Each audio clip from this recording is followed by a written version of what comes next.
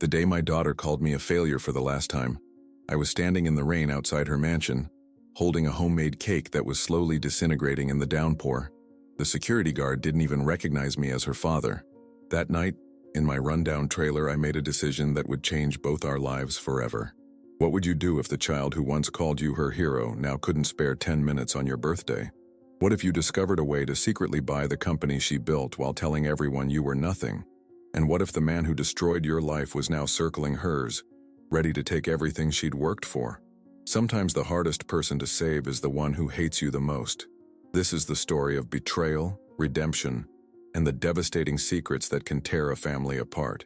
Follow this channel for more real-life stories that will break your heart and make you question everything you thought you knew about family. Like and comment to let me know where you're watching from and what you would have done in my shoes. My name is Edward Miller. I'm 67 years old, and until recently I believed time healed all wounds. Today I know better. Time only exposes poorly healed scars. On my last birthday, I drove to my daughter's house with a walnut cake I'd baked myself. It was raining. I stood at her gate for 18 minutes until a housekeeper appeared and said, "She's in a meeting with investors. Come back another day, sir." Sir, not even Dad. That night, I placed the cake in the microwave of the trailer I've called home since losing my teaching license, for something I never did, but my brother-in-law made damn sure I took the fall, dragging my name through the mud. The same mud my daughter walked through without looking back. I remember staring at that cake, watching raindrops slide down the kitchen window, feeling like each one was another year wasted trying to rebuild a relationship with someone who decided I wasn't worth keeping. The silence in that trailer was deafening, just me and the gentle hum of the refrigerator that worked only half the time. That night, I opened my drawer and pulled out my old leather wallet, the one she gave me when she was 11, with a note that read, "So you never forget you're my hero." My fingers trembled as I held it, remembering how her eyes lit up when she handed it to me after saving her allowance for months. The leather was cracked now, worn thin from years of carrying it everywhere, even when it was empty.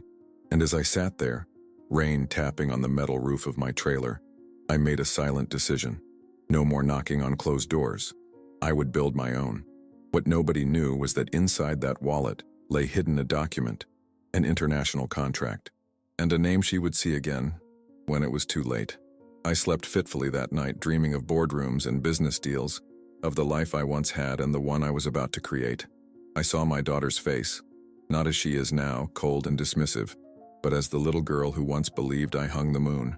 The little girl who would sit on my shoulders at the county fair, pointing excitedly at everything she saw. The same little girl who years later would turn away when I approached her at her college graduation. Morning came with surprising clarity. I got up earlier than usual, made myself a cup of black coffee, the cheap kind that tastes like burnt rubber, and laid out the contract on my wobbly kitchen table. The company name at the top was familiar, EdTech Innovations, my daughter's failing startup, the one she'd built while telling everyone her father was a disgrace, a cautionary tale. The irony wasn't lost on me. For years, she'd called me a failure, a disappointment. She'd told family members, friends, probably even strangers about how her father had thrown away a promising career, how I'd embarrassed her, how she'd had to overcome the shame of being Edward Miller's daughter. Little did she know that the old man in the trailer park, the one she couldn't spare 10 minutes for on his birthday, was about to become the majority shareholder in her precious company. Not out of spite, though God knows I'd earned that right, but because deep down I still remembered the girl with the wallet. I still wanted to be her hero. I folded the contract carefully and returned it to the wallet. Then I made a phone call to an old colleague who'd remained loyal when everyone else scattered like cockroaches when the lights came on. "George," I said when he answered, "remember that investment opportunity we discussed? I'm ready to move forward." There was a pause on the line. "Are you sure, Ed? This is your daughter we're talking about." I looked at the rain-soaked cake still sitting in the microwave, at the damp spots on my ceiling from the leaky roof, at the framed photo of my late wife, the only decoration in this tin can I called home. "I've never been more sure of anything," I replied, feeling something unfamiliar stir in my chest. It wasn't anger or resentment. I'd lived with those companions for years. No, this was something I hadn't felt in a long time. Purpose. As I hung up the phone, I caught my reflection in the window. Gray hair, deep wrinkles, tired eyes, But for the first time in years, I recognized the man looking back at me.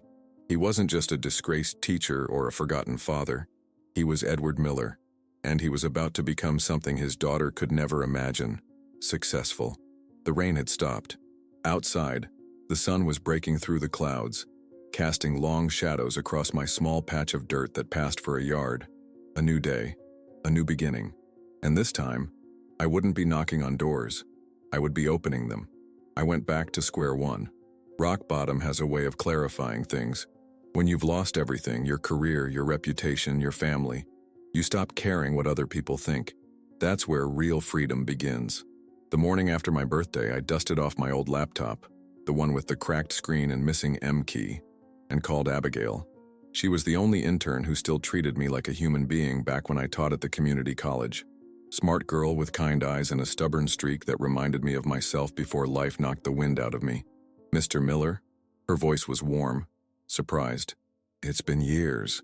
3 years, 2 months, I replied, watching a squirrel dart across the power line outside my window. "And I need your help." We met at a small coffee shop on the edge of town, the kind of place where nobody who matters would see us. Abigail had graduated with honors and landed a job at a tech company in Boston, but she was visiting her parents for the weekend. Divine timing or dumb luck? I'd stopped believing in the difference. "I want to create an online course," I told her, sliding my ancient laptop across the table. "Digital literacy for seniors. Nothing fancy, just the basics." She looked at me with those kind eyes, now behind stylish glasses. Why? It was a fair question. Why would a disgraced 67-year-old ex-teacher with no technical skills want to create YouTube videos? I could have lied, made up something noble about giving back to the community. Instead, I told her the truth. "Because I'm tired of being invisible," I said, my voice steadier than I expected. "And because I know things that might actually help people." Abigail nodded slowly, taking a sip of her latte.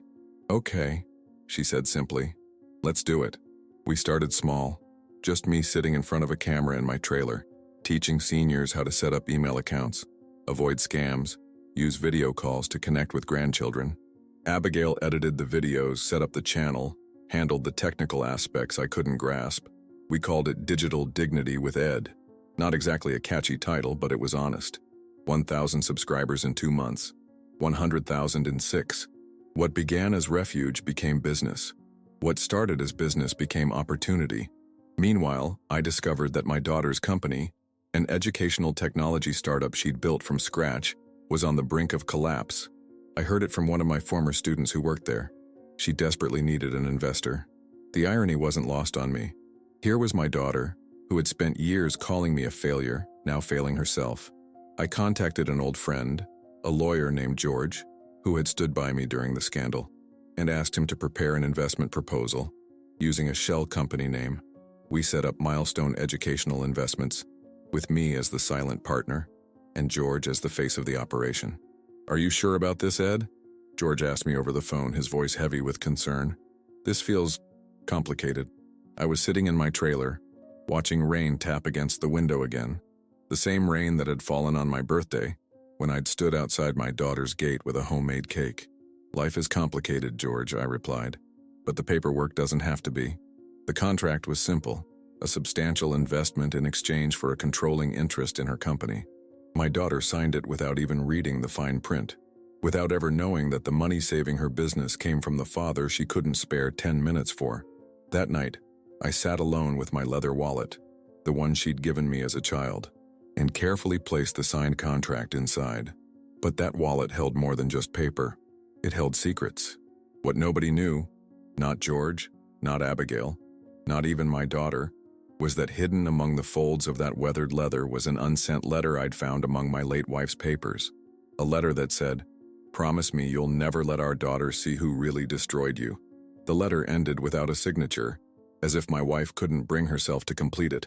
I ran my fingers over her handwriting, remembering how her hand would tremble near the end, not from emotion, but from the medication. Cancer is merciless that way.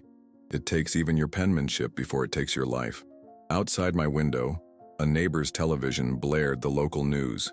I caught a glimpse of a familiar face, Marshall, my brother-in-law, offering financial advice as the station's new economic commentator. The man who had ruined me was now telling others how to succeed. I closed the wallet and placed it back in my drawer. My YouTube channel had just hit 200,000 subscribers. My online course was generating more income than I'd ever made as a teacher, and now I owned a controlling interest in my daughter's company. For the first time in years, I went to sleep without the weight of failure pressing down on my chest. Instead, I felt something unfamiliar stirring, something that felt dangerously like hope. The man who destroyed me was married to my wife's sister.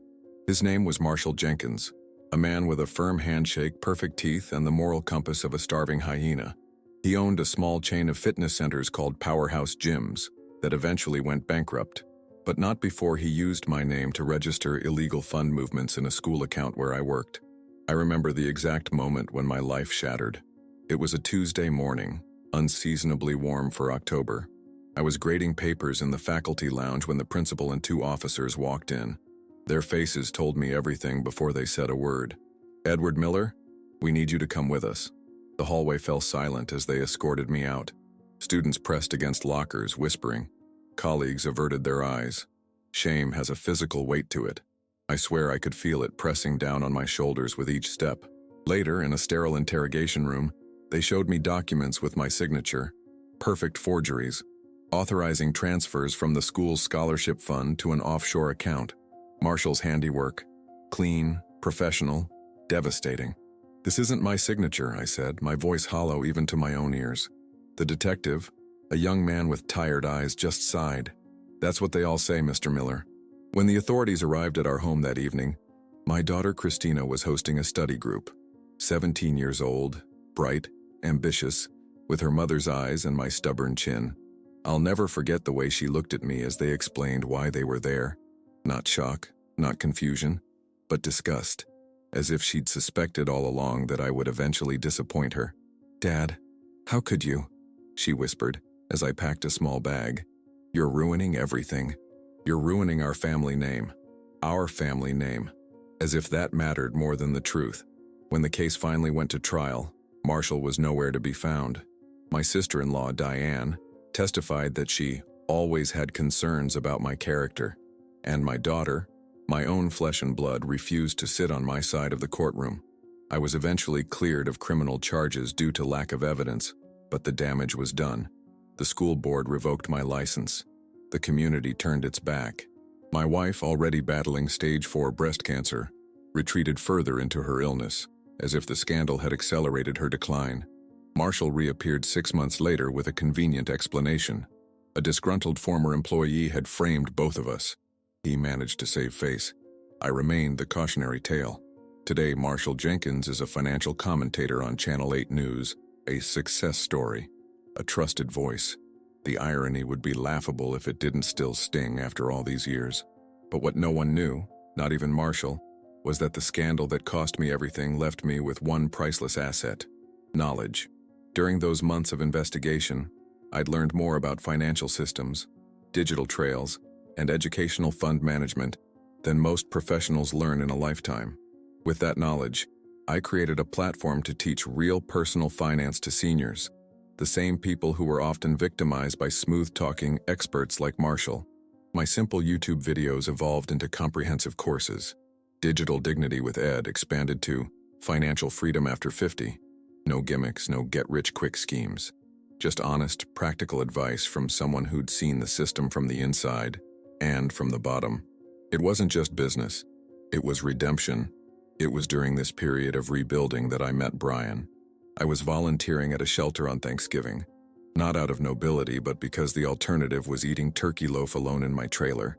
He was 12 years old, deaf since birth, with sharp eyes that missed nothing and fingers that never stopped moving. I noticed him sitting alone in the corner, intensely focused on an ancient laptop held together with duct tape. I approached him, not knowing sign language but carrying a notebook and pen. I wrote, "What are you working on?" He looked up, surprised that an adult was showing interest. He typed his response, "Trying to build a game, but I don't know how to code." I wrote back, "I don't either. Want to learn together?" That simple exchange changed both our lives. Brian was a foster child who'd bounced between 7 homes in 5 years. No one had ever bothered to really communicate with him before. I learned sign language, clumsily at first, then with growing confidence. He learned coding, tentatively at first, then with breathtaking speed. Within 6 months, Brian had developed a simple app that translated text to sign language animations.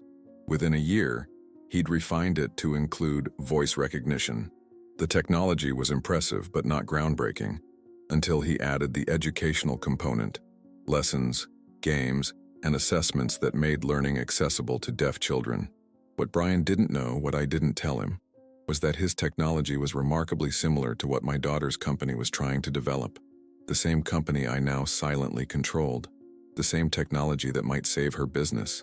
The irony wasn't lost on me. The man she considered a failure was now her financial savior, and the deaf boy from the shelter was her technological one, and she had no idea about either. Sometimes life's symmetry is both beautiful and cruel. She showed up at the company for a meeting with the new investor, not knowing that the man behind the desk was her own father. I watched her through the security camera, my heart hammering against my ribs like it was trying to break free. She was wearing the same blue blazer her mother used to wear to school hearings. I swallowed hard, my throat suddenly dry. Christina always had her mother's poise, chin slightly raised, shoulders back, that subtle confidence that made people listen when she spoke. Even as a child, she'd had it. I remember her school plays, how she never seemed nervous under the spotlight while other kids froze or whispered their lines. Now at 32, that confidence had hardened into something colder, more calculated. Success at any cost. I wasn't in the conference room when she arrived. George, my lawyer and the public face of Milestone Educational Investments, handled the initial meeting. I watched from my makeshift office in the building's east wing, a room hastily converted for my use, where security cameras gave me a silent view of my daughter's professional life. "Ms. Miller is here," George had texted me. "Conference room B. You sure about this?" I wasn't sure about anything anymore, but I texted back a simple yes and turned my attention to the monitors. She was thinner than I remembered, her cheekbones more pronounced. Dark circles shadowed her eyes, poorly concealed by expensive makeup. Running a failing company would do that to you. I knew the look well. I'd seen it in my own mirror during those dark months after the scandal. George went through the standard investment procedures, outlining what Milestone could offer EdTech innovations. Christina nodded, asked appropriate questions, maintained her professional demeanor. But when George mentioned the controlling interest clause, I saw a flicker of something, panic perhaps, cross her face. "That's non-negotiable?" she asked, her voice steady despite the tension evident in her clasped hands. George, following my instructions, nodded. "I'm afraid so. Milestone sees tremendous potential in your company, Ms. Miller, but the current financial situation requires significant oversight." She glanced down at her tablet, no doubt reviewing projections, alternatives, other potential investors who weren't demanding such steep terms. But I knew there weren't any. I'd made sure of that. Not out of malice, but necessity. Sometimes the only way to save someone is to take the wheel from their hands. After a long moment, she looked up. "I need to step out and make a call," she said. I watched her walk briskly to a quiet corner of the hallway, phone pressed to her ear. I couldn't hear the conversation, but I could read her body language. The rapid gestures, the pacing, the way she pressed her fingertips against her temple. She was discussing this with someone. Marshall, perhaps? The thought made my stomach clench. When she returned to the conference room, her decision was made. "I'll accept your terms," she told George, "but I want to meet the principal investor before anything is finalized." George glanced at the camera.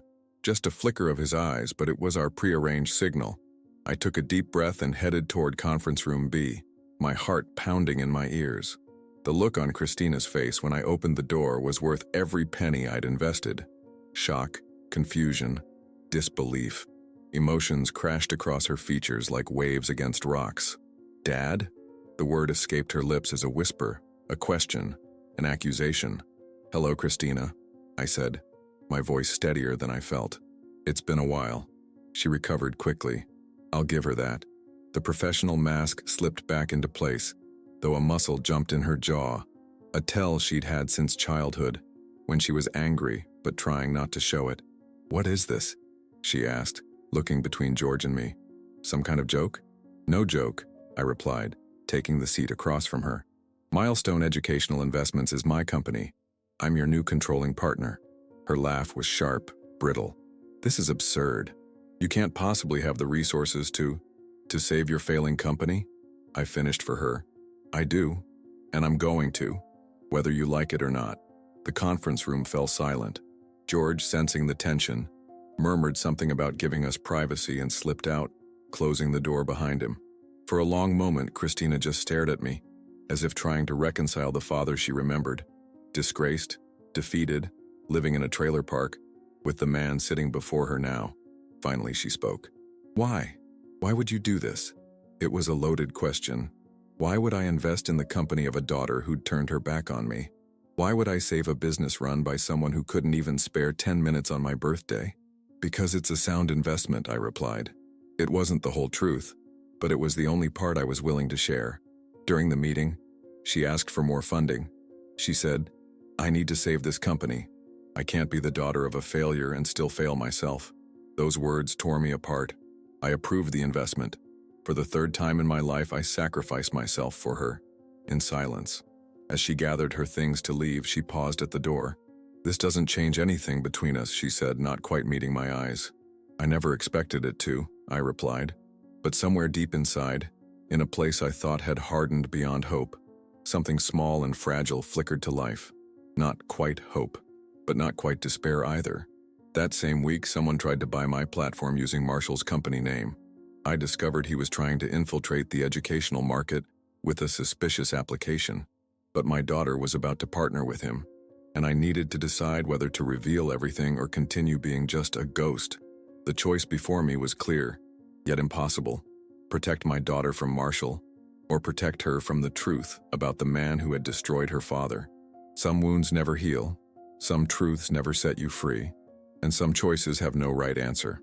During a document delivery at my daughter's company, I deliberately dropped my old leather wallet into her bag.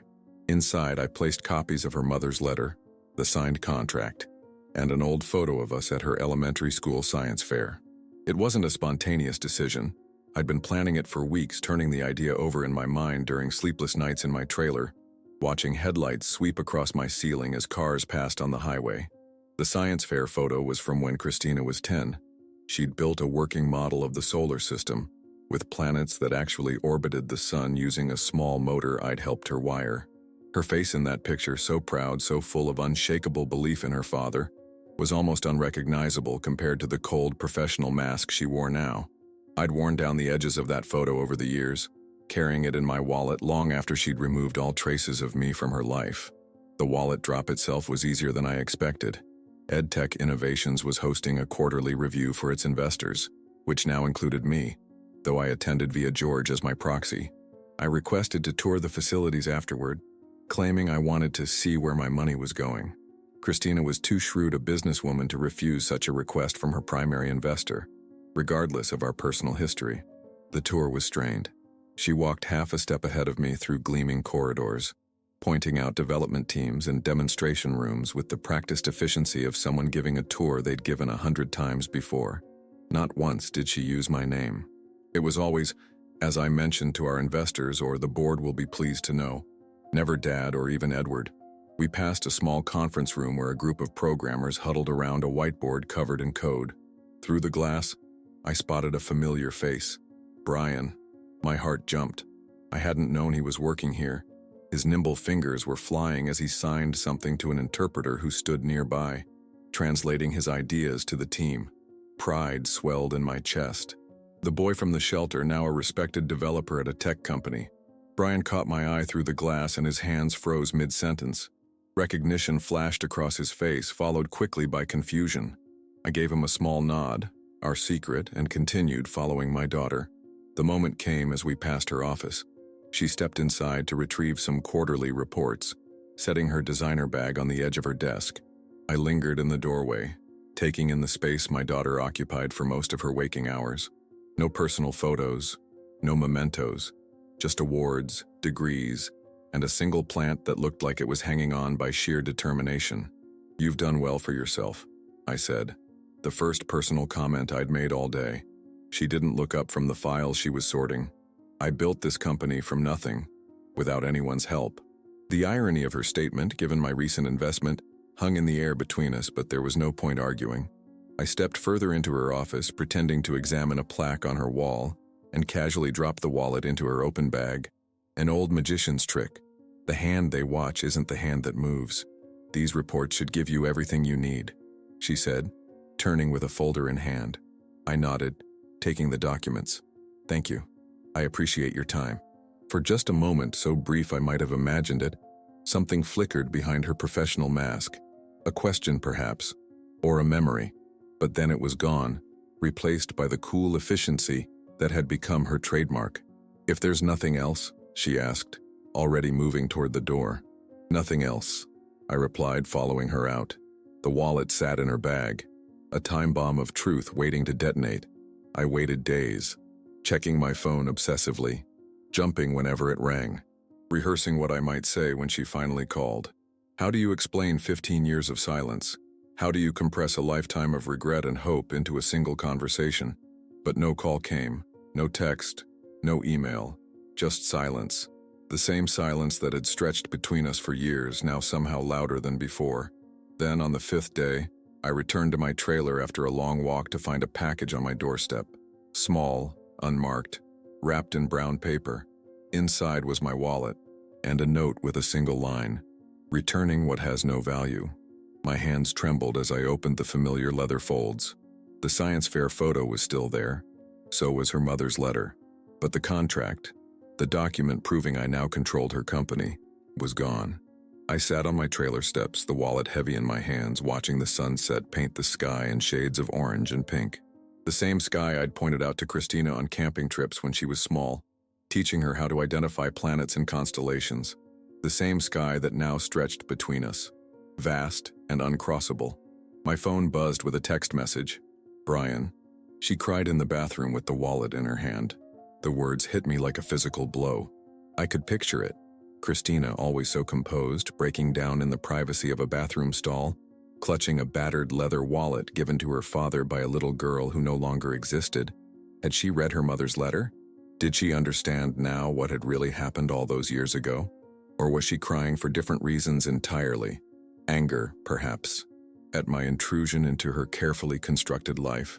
I typed and deleted a dozen responses to Brian before finally settling on, "Thank you for telling me." That night, I lay awake, staring at the ceiling of my trailer, the wallet resting on my chest like a stone.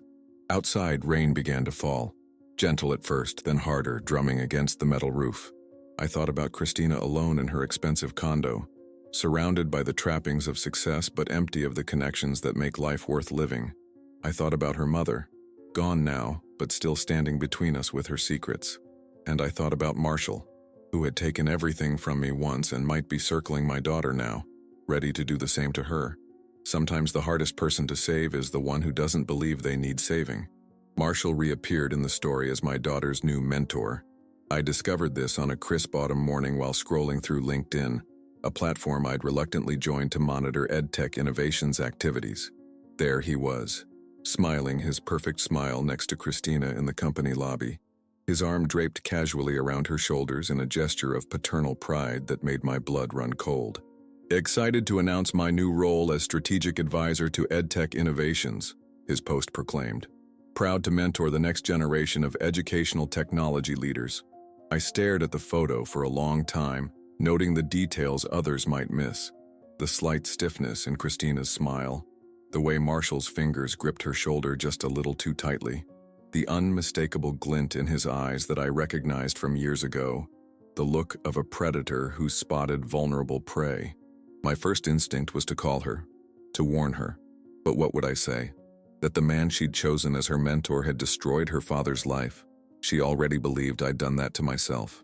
Besides, Marshall was family to her, her mother's brother-in-law, a man who'd been at holiday dinners and graduation ceremonies while I'd been conspicuously absent. Instead, I called George. "We need to convene a shareholders meeting," I told him. "Immediately." "On what grounds?" he asked. "Potential conflict of interest in executive hiring decisions," I replied. It was flimsy, but it would work. As controlling shareholder, I had that right. The meeting was scheduled for the following week at EdTech headquarters. I arrived early, watching through the lobby windows as sleek cars pulled into reserved parking spaces and well-dressed board members filed into the building. I felt out of place in my best suit, the only one I owned, purchased for a court appearance years ago and now slightly too loose around the shoulders. I took the elevator to the 12th floor where the company's main conference room overlooked the city skyline. Floor-to-ceiling windows offered a panoramic view of steel and glass towers reaching toward a cloudless blue sky. Success, wealth, power, all visible in one sweeping glance. Christina was already there, standing at the head of a long mahogany table, reviewing documents with her executive team. She looked up when I entered, her expression flickering briefly before settling back into professional neutrality. "Mr. Miller," she said, using my surname like we were strangers. "We weren't expecting you to attend in person." "I thought it was time," I replied simply. The meeting began promptly at 9. Quarterly reports were presented. Growth projections were discussed. Strategic initiatives were outlined. I sat quietly, listening, absorbing the details of my daughter's business life, all the things she would never voluntarily share with me. Then Marshall walked in. He entered like he owned the place. Confident stride, winning smile, designer suit that probably cost more than 6 months' rent on my trailer. A few board members nodded in recognition. Christina introduced him as their new strategic advisor, emphasizing his background in finance and business development, conveniently omitting any mention of his failed gym chain or our familial connection. When he spotted me, his smile faltered for just a fraction of a second, so brief that anyone who didn't know him would have missed it. Then it returned, broader and more artificial than before. "Edward," he said, extending his hand across the table. "What a surprise. I didn't realize you were involved with EdTech." I ignored his outstretched hand. "I'm the controlling shareholder," I replied, watching his expression carefully. A murmur ran through the room. Some board members exchanged glances. Christina's knuckles whitened around her pen. Marshall recovered quickly. "Well, isn't that interesting? Family supporting family. How touching." Before I could respond, he turned to the room at large. "I think we should table the standard agenda items and discuss something more pressing. The company's current leadership structure." He was making his move already, faster than I'd anticipated. With practiced smoothness, he outlined concerns about current management decisions and missed market opportunities. He referenced vague investor concerns and strategic missteps, all while avoiding direct criticism of Christina, yet systematically undermining her position. I watched my daughter's face as her mentor dismantled her authority piece by piece. Her expression remained composed, but I knew the signs. The slight flush creeping up her neck, the barely perceptible tightening around her eyes. She was hurt, confused, trying to understand why her trusted advisor was suddenly questioning her leadership in front of the board. When Marshall suggested forming a transitional executive committee to guide the company through its next growth phase, effectively diluting Christina's CEO authority, I'd heard enough. "Mr. Jenkins," I interrupted, my voice cutting through his well-rehearsed presentation. "Before we continue, I think there's something the board should know about your qualifications." Marshall's eyes narrowed slightly. "I believe my resume speaks for itself." "Does it mention the Powerhouse Gym's bankruptcy?" I asked. "Or the financial irregularities that preceded it?" The room fell silent. Christina was staring at me, her expression unreadable. Marshall laughed, a practiced sound designed to dismiss concerns. "Ancient history, a business setback that taught valuable lessons. Is that what you call fraud these days? A business setback?" He turned to me, no longer smiling. "I think we should take a short break," he said to the room, but his eyes were fixed on me. "Mr. Miller clearly needs a moment to collect himself." "I agree," Christina said, standing abruptly. 10 minutes, everyone." As the board members filed out, murmuring among themselves, Marshall approached me. "Not here," he said under his breath. "Not now. You've made your point." He took my arm, steering me toward the door with a grip that was just shy of painful. To anyone watching, it might have looked like one old friend helping another, but I knew better. In the hallway, he maneuvered me toward a quiet corner, away from curious eyes. "What do you think you're doing?" he hissed, his friendly facade completely gone. "Protecting my investment," I replied calmly. "And my daughter." "Your daughter?" He laughed, a harsh sound nothing like his public chuckle. The one who couldn't even be bothered to visit you in that pathetic trailer? The one who believes every word I say about you? His words stung because they contained a kernel of truth. Christina had chosen to believe the worst about me, but that didn't mean I would abandon her to wolves. "This ends now, Marshall," I said. "You're not taking over her company." Before he could respond, I turned and walked back into the conference room. But as I left, I dropped a sealed envelope on the boardroom table. Inside were the proofs of Marshall's frauds from the 90s, and Brian's files with cross-referenced data linking Marshall to at least 2 shell projects. As I was leaving, I crossed paths with my daughter in the hallway. She looked me in the eyes and said, "You may have money now, but you'll always be the man who ruined my childhood."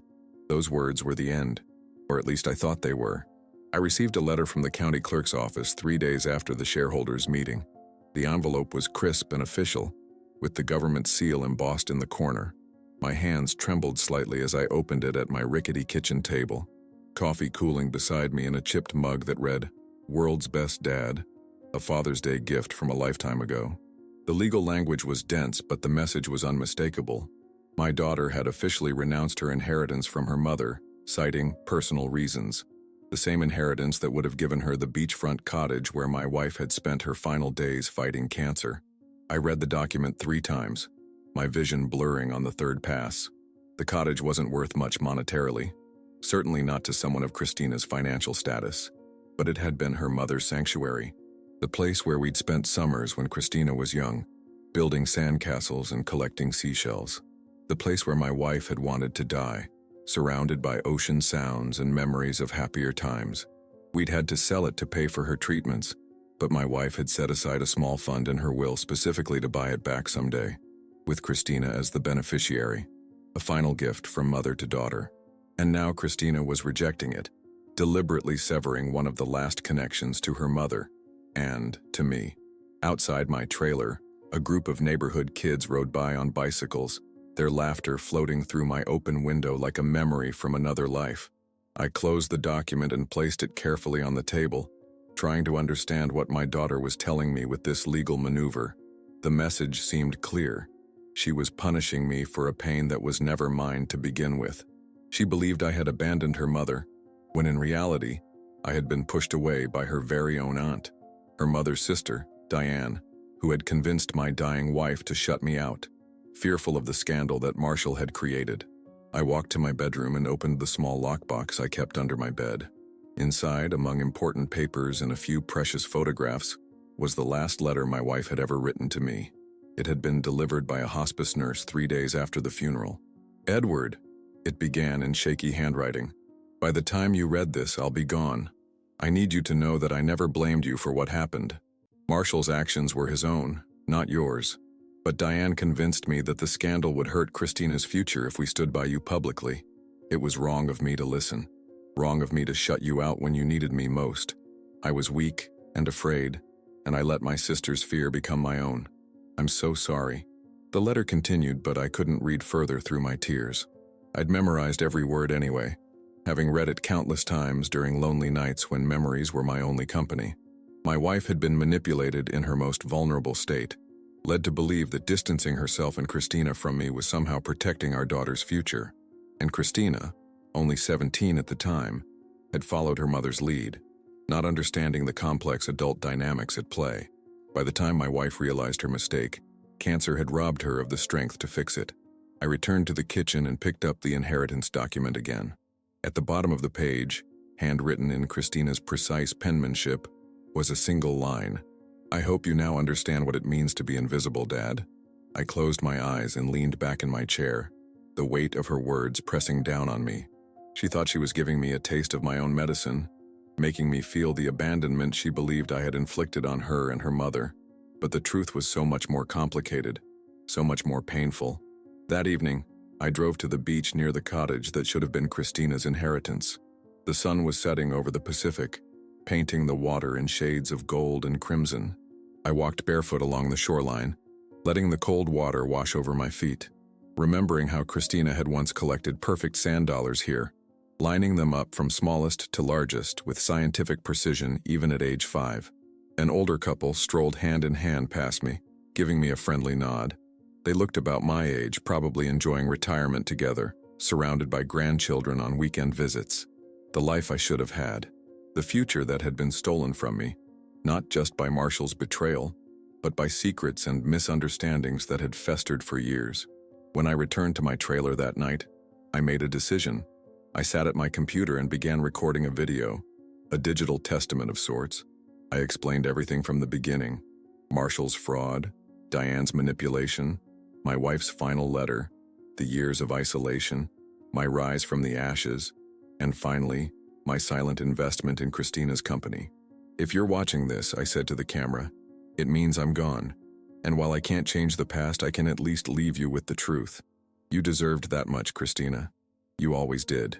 I set the video to upload automatically to her email upon notification of my death, a digital dead man's switch. It felt morbid but also necessary. Some truths can only be heard when the teller is beyond reach of judgment or defense. That night, I dreamed of the cottage by the sea. In the dream, Christina was small again, running along the beach with a kite streaming behind her in the wind. My wife sat on a blanket nearby, healthy and beautiful, waving for me to join them. I tried to reach them, but my feet seemed rooted to the ground, unable to cross the distance. I woke with tears on my face, the taste of salt on my lips like ocean spray. Outside, dawn was breaking, painting my shabby curtains with pale golden light. A new day, another chance perhaps to bridge the unbridgeable. Or perhaps not. Perhaps some gulfs are too wide, some misunderstandings too deeply entrenched. Perhaps the only peace to be found was in knowing I had tried, and would continue trying until my last breath. I made myself a cup of coffee and stood at my small kitchen window, watching the trailer park come to life around me. An elderly neighbor watered her potted plants.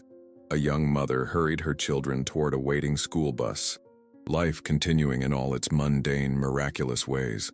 In the last line of the clerk's letter, written by hand, were the words, "I hope you now understand what it means to be invisible, Dad."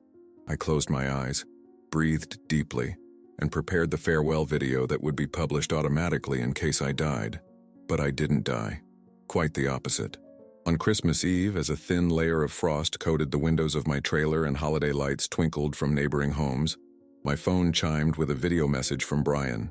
I was sitting in my recliner, the one piece of furniture I'd kept from my previous life, nursing a glass of bourbon and half watching an old Christmas movie on my small television. The bourbon was the good kind, a small luxury I now allowed myself. Success had its privileges, even if I chose to live simply. I almost didn't check the message. It was late and holiday melancholy had settled over me like a heavy blanket. But something, intuition perhaps, or just the unusual timing, made me reach for my phone. The video began playing automatically. Brian's face appeared first, his expression solemn yet somehow hopeful. He was standing outside a house I recognized immediately, Christina's previous home, the one she'd sold 2 years ago when upgrading to her current luxury condo. Why was he there? How had he gained access? Brian's hands began signing and captions appeared at the bottom of the screen. He'd prepared this carefully. "Mr. Miller, I'm here because she asked me to be. There's something you need to see." The camera panned away from his face, moving slowly through the empty house. The rooms were bare of furniture, but not empty.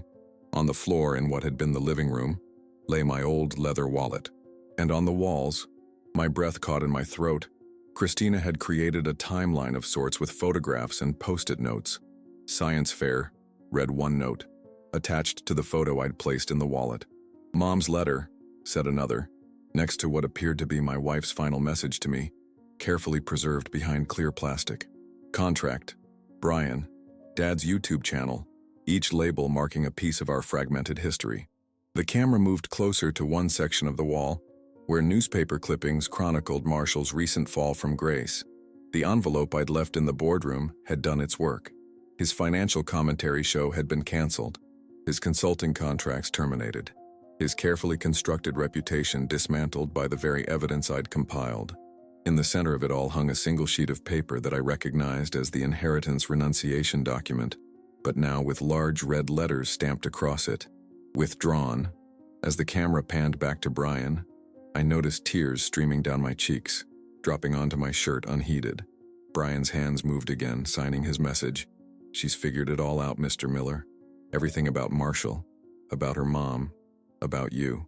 She's been piecing it together since finding the wallet. He paused, his expression softening. She knows the truth now. The camera shifted again and Brian held up a key, an ordinary house key on a simple ring. She gave me this and said, "When he's ready to forgive, give this back to him." Brian's signs were careful, precise. "It's the key to your wife's beach cottage. Christina bought it back 3 months ago." I stared at the screen, unable to process what I was seeing. The cottage? She'd purchased it? After all this time? "There's more," Brian continued. "Check your email. She's transferred controlling interest of EdTech back to you officially. The paperwork just cleared yesterday." The video ended with a final message from Brian. "Merry Christmas, Mr. Miller. She's not ready to see you yet. Too much pride, too much pain. But she wanted you to know she remembers who her hero is." I sat motionless in my recliner, the forgotten movie playing in the background, my bourbon untouched. Outside, snow had begun to fall, a rare occurrence in this part of California. The white flakes drifted past my window, illuminated by the colorful lights from neighboring trailers, creating an almost magical atmosphere.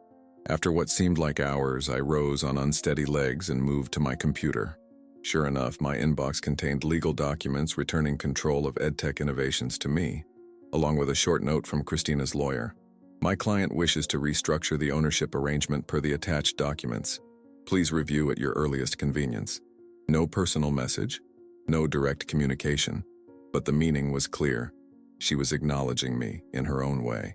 The wall of photos and notes, the returned key, the reversed inheritance decision, the transferred company control, all pieces of a silent reconciliation she wasn't yet ready to voice. I never saw my daughter in person again after that. Not for lack of trying on my part, but because some wounds require distance to heal properly. We communicated through intermediaries, Brian, primarily, and occasionally through George. Business matters were handled through proper channels. Personal matters remained unspoken but understood. I moved into the beach cottage the following spring. The first night there, I walked the same shoreline where Christina had once collected her sand dollars, where my wife and I had watched countless sunsets, where a family had once been whole before being shattered by lies and misunderstandings. The cottage had been renovated, tastefully, expensively, but certain things remained unchanged. The shell wind chimes my wife had loved still hung on the porch.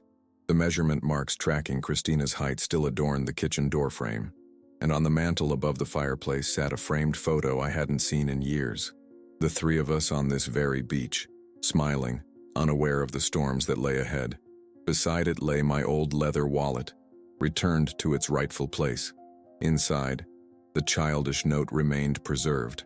"So you never forget you're my hero." I never forgot. And somehow, against all odds, she remembered too. EdTech Innovations thrived under renewed leadership, with Christina remaining as CEO and me as the silent majority shareholder. Brian's innovations revolutionized educational accessibility, earning him accolades and, eventually, his own division within the company. Marshall faded into obscurity, his reputation in tatters, his influence diminished to nothing. And every Christmas Eve, like clockwork, a small package arrives at the cottage. No return address, no note, but always containing some small reminder of shared history. A program from a school play, a seashell from a particular beach vacation, a pressed flower from her mother's garden. Silent acknowledgments of a bond that, while strained, was never fully broken. I keep them all in a box by my bedside, these fragments of reconciliation. And each night, before sleep claims me, I open my wallet and read the faded words once more. "So you never forget you're my hero." I never forgot, and one day I hope she'll be ready to tell me in person. Sometimes the bridges we burn light the way to unexpected destinations. For years I believed I had lost my daughter forever, that the chasm between us was too wide to cross. But truth has a way of surfacing, even when buried under decades of pain and misunderstanding. It doesn't always bring reconciliation in the ways we expect, but it offers something perhaps more valuable: peace. What would you do if someone you loved believed the worst about you? Would you fight to change their mind, even if it meant exposing painful truths about people they trust? Or would you protect them from those truths, even at the cost of your relationship? The hardest choices we face aren't between right and wrong, but between two kinds of pain: the pain of harsh truth or the pain of comforting lies. I may never again hold my daughter in my arms or hear her call me dad, but in her own way she acknowledged what was taken from us both. And sometimes, that silent understanding is enough to begin healing wounds that words alone cannot touch. If you've ever lost someone not to death but to misunderstanding, I hope my story gives you courage to keep the door open, even if just a crack. Follow this channel for more stories that remind us that family, in all its messy, complicated glory, is worth fighting for.